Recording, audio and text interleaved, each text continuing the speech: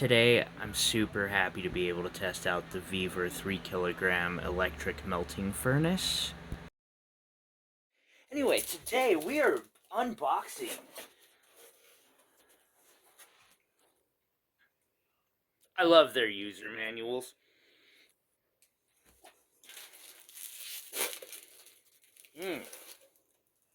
That's actually a really nice graphite crucible. Like, that's not anything to shake a stick at, honestly. Compared to the other ones I have, like, this one's even polished. So, majorly happy there. Because, like, yeah, boy. And guess what? Wait, no, that is the big one. Which, you don't always gotta use that thing. I don't imagine I'll be using it a ton, but maybe I will. We'll see. Might get there. But for now, oh boy. How much more? Oh man. How much more melting can I do? Power. Oh, oh, oh. I don't know what the deal is with these, but I'm gonna have to get more. We'll have to look into that. That could be something. I don't know how often it burns through these, stuff like that. Oh, no way. No fucking way. Oh, they didn't tell me it came with this. Oh. Okay, I know you're probably like, what's the big deal? These are coin molds, and I've actually been looking into them. I didn't realize it came with one of these, so that's really cool. Now, I wouldn't use, cause like you'll just over, but yeah, I don't know if this will go great for this machine, but there are other applications. We might give that a test run too. And I promise I'm gonna get that ring video finished. All right, are we ready? I mean, that and the fact that, like, hey. Alright. We got it all out. Oh, I am stoked as fuck right now. Alright, I want to see real quick how well.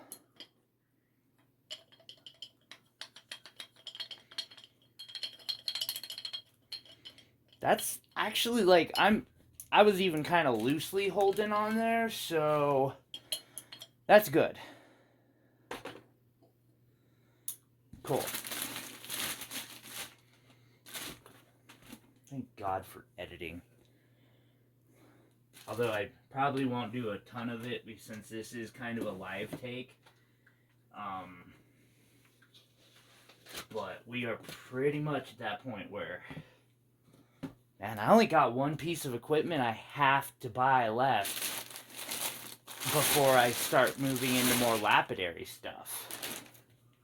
And that's the burnout furnace. I might be forgetting something.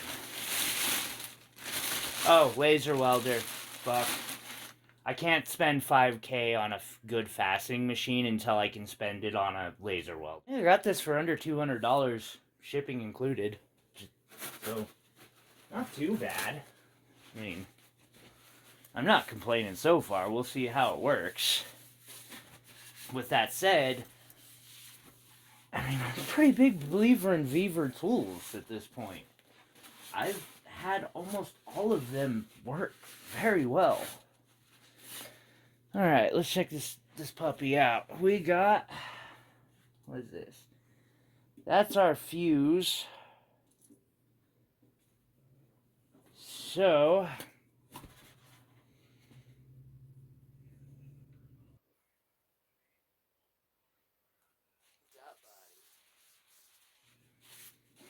stuff is going on here, huh?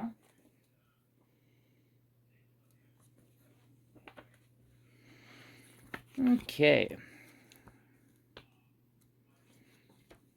Gonna have to read this like it's manga. That's alright.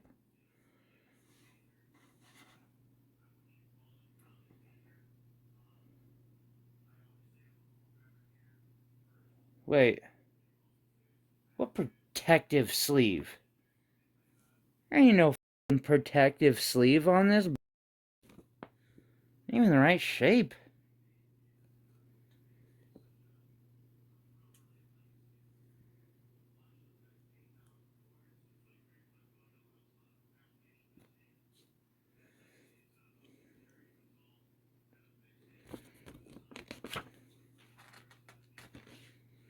What the fuck is going on here?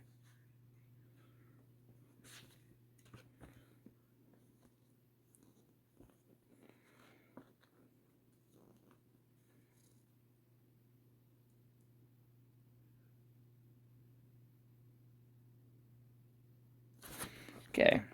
In order to ensure long durability and a good function of your device, we strongly advise to work less than 3 hours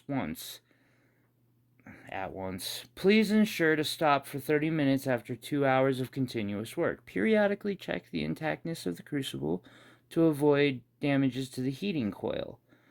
The maximum operating temperature is 1100 Celsius. I think that's hot enough still. Actually, so that's about 2000 degrees.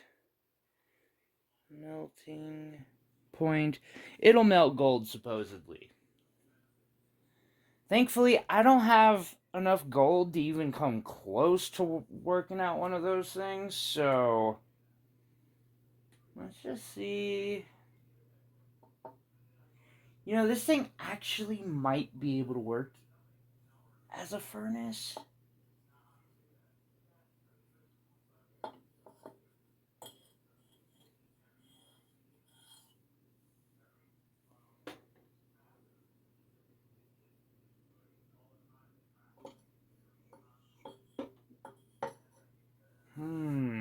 Okay.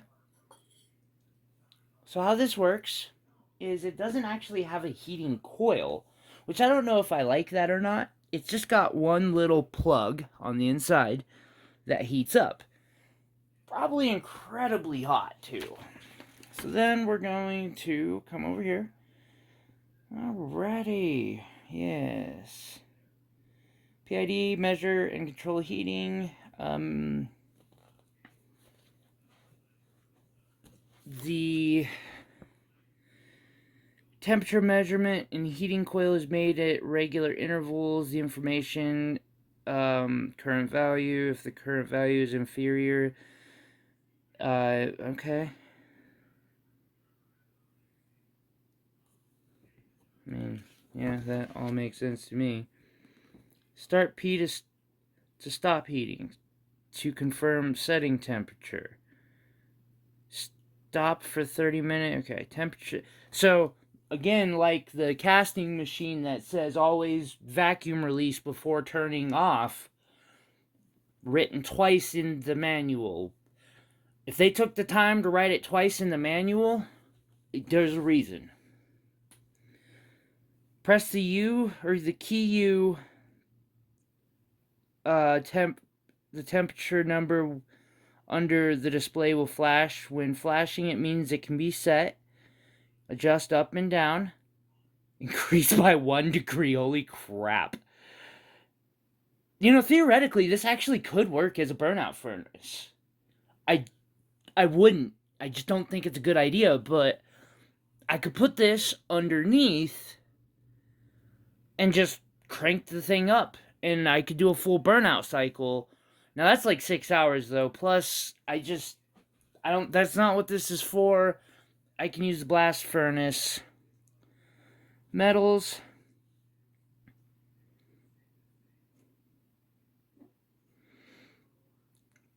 So it basically says all of these will melt. I'm sure there's other things too, like aluminum, all day. Might play around with that a little bit.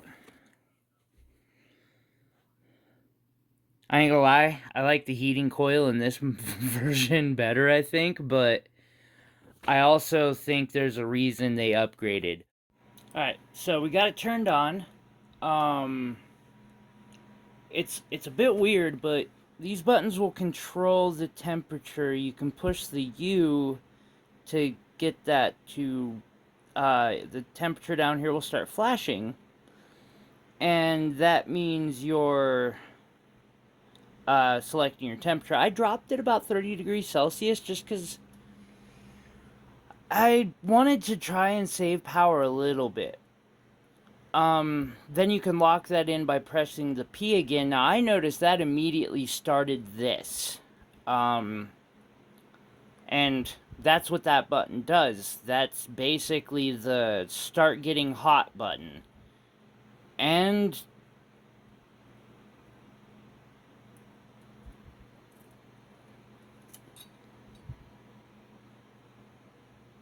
it's doing that slowly.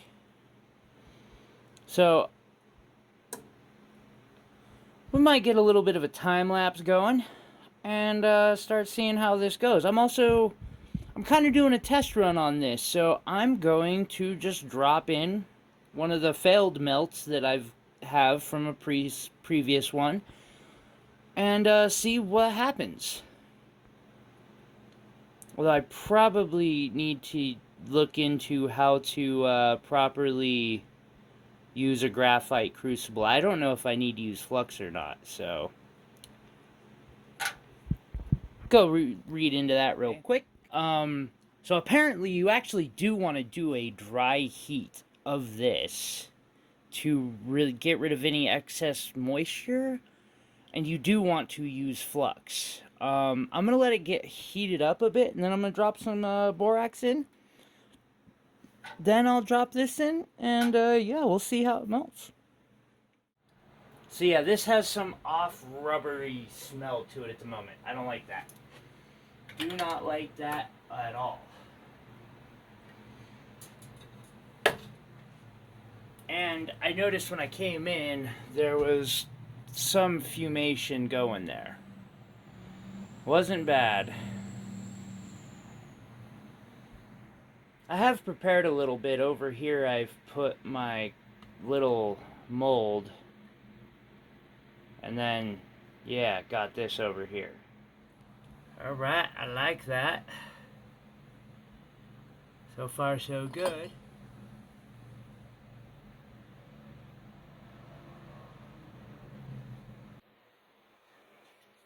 Currently, it is sitting at 879 degrees. Still, temperature is able to rise. Something I'm noticing about the small crucible, it just barely fits. Like, if you're at the right angle, you'll see some light. Yeah, just barely.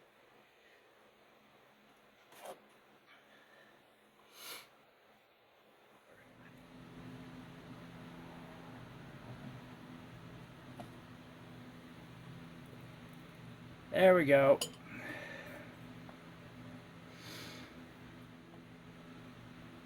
And that is probably why... Shit, can you just turn this thing off? Is that okay to do?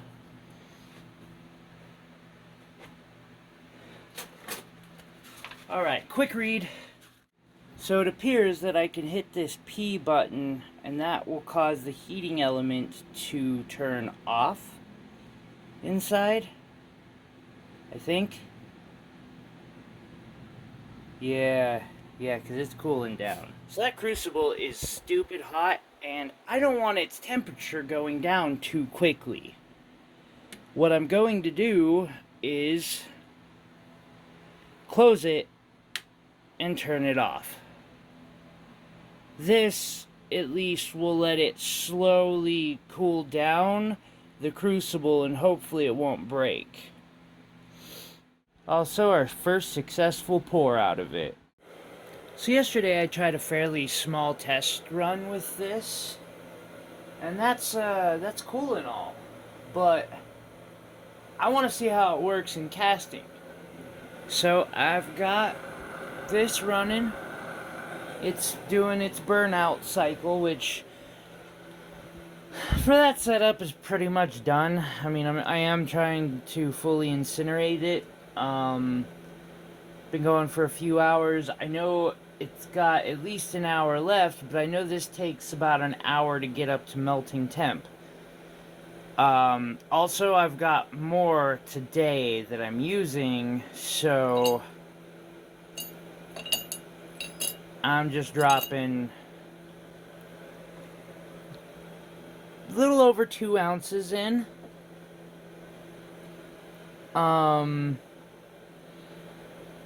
Cause I'm a little curious.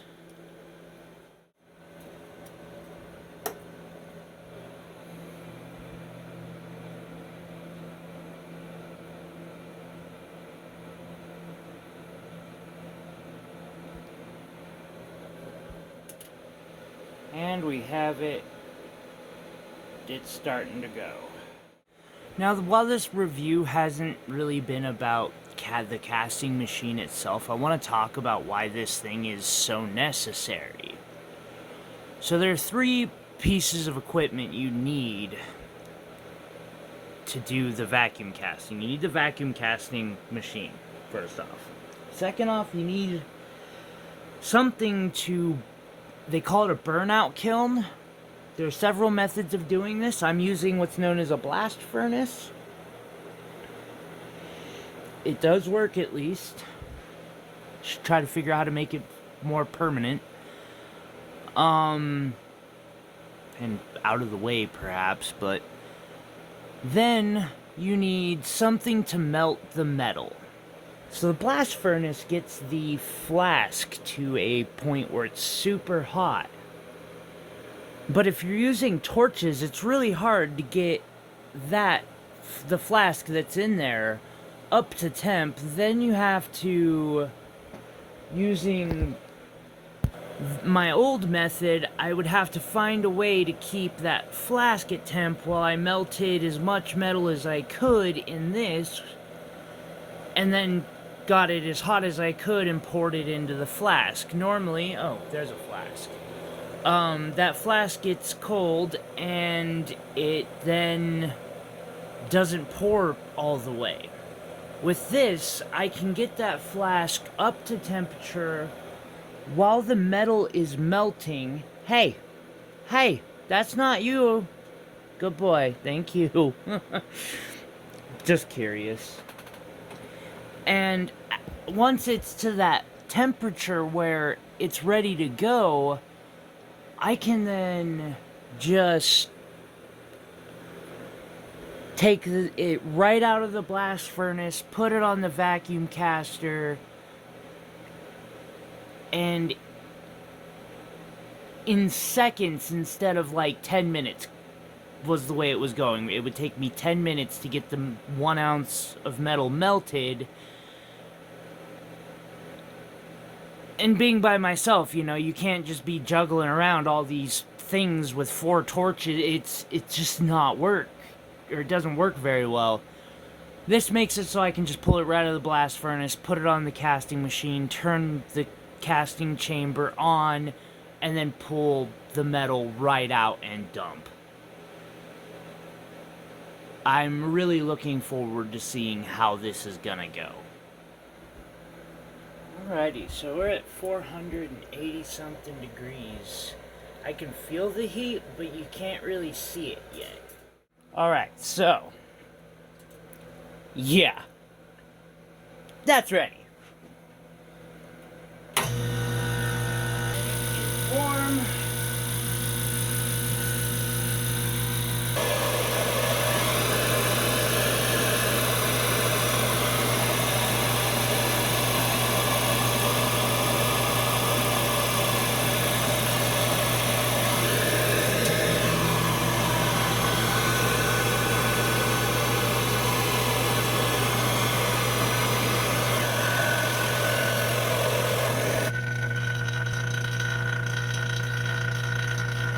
Now I just have to hope that I actually got all of it in there.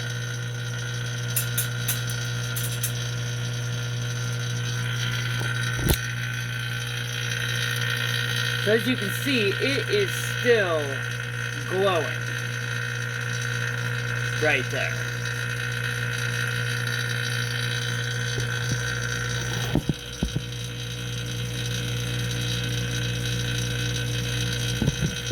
And I'm slowly seeing that cool too.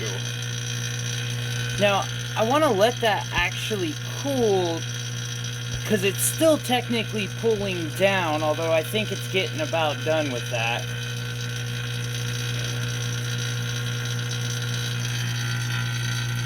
It might have been too hot this time, which would be a first.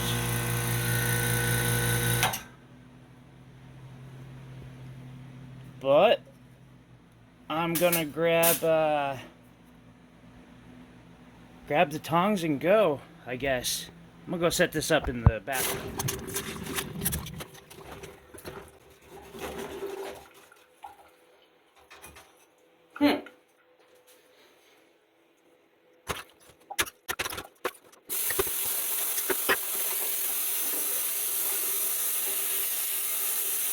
Damn!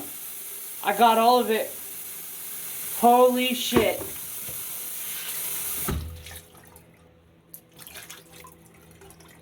One sword pendant. I'm gonna have to rebend a little bit, but I'm cool with that.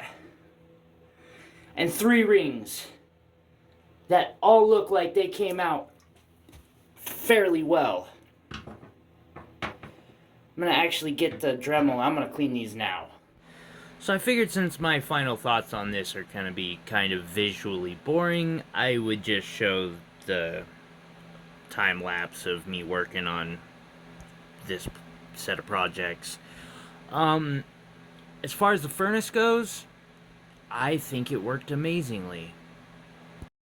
If you're trying to get into casting, be it sand casting, vacuum casting, I don't know about centrifugal casting, but even then, I think this would do great.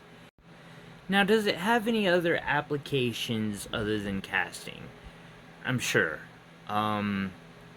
You could, I guess technically it's pretty much still casting, but if you're trying to get ingots to roll out, I think this might even be better than melting in a crucible. Perhaps you're wanting to condense your stack down or start stacking recycled metals. This would work good for that too. Now, the awesome thing about this particular piece of equipment is it's pretty much ready right out of the box. And working right out of the box is not always the case with Vevor power tools. My Graver Max, I had to get the air compressor and tubing, blah blah blah. The casting machine, I had to get vacuum pump oil. And a electric melter. Where pretty much everything you need to make this work comes in the box. So yeah, for the price point, I think it's amazing. If you're getting into casting, I would highly recommend it. Actually, I'd recommend it for all sorts of things. I really appreciate y'all checking out this video. If you are interested in seeing something else, let me know down in the comments down below. And I look forward to seeing y'all in the next live stream. Keep reaching for the stars, everyone.